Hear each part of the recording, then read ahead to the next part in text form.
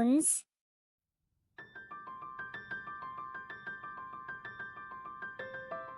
चिंकी और जादुई आम का पेड़। छोटे से गांव सुनहरीपुर में एक प्यारी सी लड़की रहती थी जिसका नाम चिंकी था। वह बहुत चंचल और हंसमुख थी, लेकिन उसे सब्र रखना बिल्कुल नहीं आता था। अगर उसे कुछ चाहिए होता तो वह तुरंत ही उसे पाने की जिद करने लगती। चिंकी के घर के पास एक बहुत पुराना आम का पेड़ था।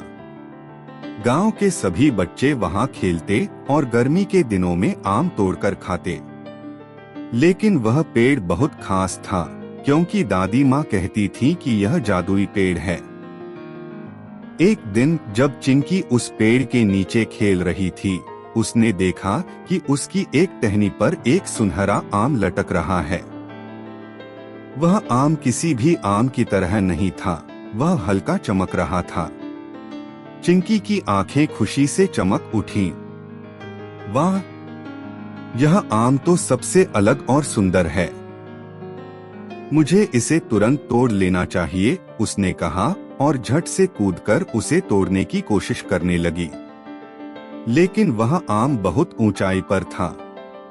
तभी एक मधुर आवाज आई, अगर तुम धैर्य रखोगी और मेरी देखभाल करोगी तो मैं तुम्हें कुछ अनमोल दूंगा। चिंकी चौंक गई। उसने इधर उधर देखा, लेकिन कोई नजर नहीं आया। फिर उसने ध्यान दिया कि आवाज आम के पेड़ से ही आ रही थी। पेड़ ने फिर से कहा, यह कोई साधारण आम नहीं बल्कि जादुई आम है। अगर तुम इसे जबरदस्ती तोड़ोगी तो यह गायब हो जाएगा, लेकिन अगर तुम मेरी अच्छे से देखभाल करोगी तो मैं तुम्हें एक अनमोल तोहफा दूंगा। चिंकी थोड़ा सोच में पड़ गई।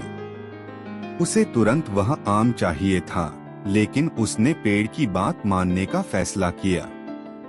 अब चिंकी हर दिन उस पेड़ की देखभाल करने लगी। वह उसे पानी देती, उसके पास बैठकर गाने गाती और अपने दोस्तों को भी उस पेड़ के पास शोर न मचाने के लिए कहती। कुछ ही दिनों में पेड़ और भी हरा भरा हो गया और फिर एक दिन वह सुनहरा आम खुद ही टहनी से नीचे गिर गया। चिंकी खुशी से उसे उठाने के लिए दौड़ी, लेकिन तभी आम चमकने लगा और धीरे धीरे एक छोटे से दरवाजे में बदल गया। चिंकी ने हिम्मत जुटाकर वह दरवाजा खोला और अंदर झांका। उसने देखा कि अंदर एक छोटी सी दुनिया थी।